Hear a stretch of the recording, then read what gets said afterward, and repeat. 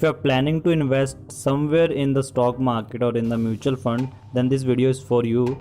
Firstly, let's understand where to invest and how much we can invest in the mutual fund or in the stock market. If you are thinking about investing, you can start with the mutual fund and you can start investing of your 10% of your salary just to start investing. क्योंकि आपको नहीं पता है आपको कहाँ invest करना है, तो let's start the investing by the 10% of your salary.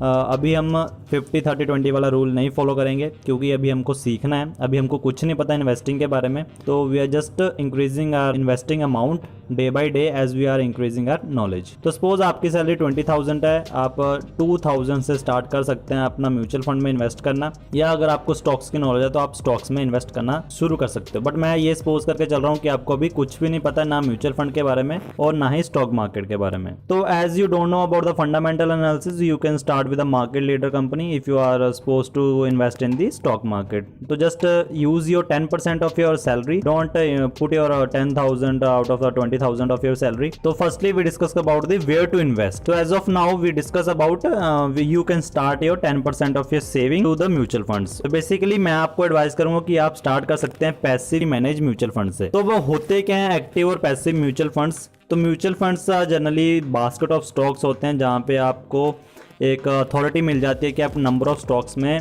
Invest कर सकते हो, बट आप यूनिट खरीदोगे, आप स्टॉक्स नहीं खरीदोगे। ये एक थोड़ा बहुत डिसएडवांटेज होता है म्यूचुअल फंड का। Start your investment with the passive mutual funds, क्योंकि ये जो म्यूचुअल फंड्स होते हैं हमारी कंट्री की ग्रोथ को रिप्रेजेंट करते हैं। जैसे कि निफ्टी 50 हो गया, तो निफ्टी 50 में क्या होगा, जो टॉप 50 कंपनीज होंगी वो उनको ट्रैक करेगा पैसिव म्यूचुअल फंड। कोई कंपनी है वो खराब परफॉर्म कर रही है तो निफ्टी 50 से बाहर निकल जाएगी, और जो कंपनी अच्छा परफॉर्म कर रही है वो निफ्टी 50 में एंटर हो जाएगी। तो वैसे पैसिव म्यूचुअल फंड करेगा, जैसे जैसे जो कंपनी बाहर निकलती जाएगी उसको बाहर निकाल देगा, और जो कंपनी अच्छा परफॉर्म कर रही होगी उसको एंटर कर देगा। तो passive mutual fund just track the Nifty 50. So as Nifty 50 moves, your investment is also move. If you are positive about the country growth, you can invest in the index fund. Passively mutual funds में होता है कि आपको ज़्यादा research करने की जरूरत नहीं होती है, और इसमें आपका फंड मैनेजर भी कुछ ज़्यादा इनपुट नहीं देता है, बस just track the Nifty 50। Passive mutual fund या इंडेक्स फंड कैसे चूज करना है? तो इंडेक्स फंड बहुत सारी कंपनीज के हैं। तो सबसे पहले हमको ये देखना है कंपनी बहुत सालों से एग्जिस्ट कर रही हो और उसका एक्सपेंस रेशियो कम हो, एग्जिट लोड कम से कम हो सके तो जीरो हो एग्जिट लोड, और शुड बी डायरेक्ट फंड और no regular plan. Regular plan आपको कभी भी नहीं लेना है म्यूचुअल फंड में, चाहे वो आप एक्टिव ले रहे हो चाहे वो आप पैसिव ले रहे हो। तो अभी हम बात कर लेते हैं एक्टिव म्यूचुअल फंड की। तो एक्टिवली म्यूचुअल फंड क्या होते हैं? जो मैनेज बाय द एक्सपर्ट्स।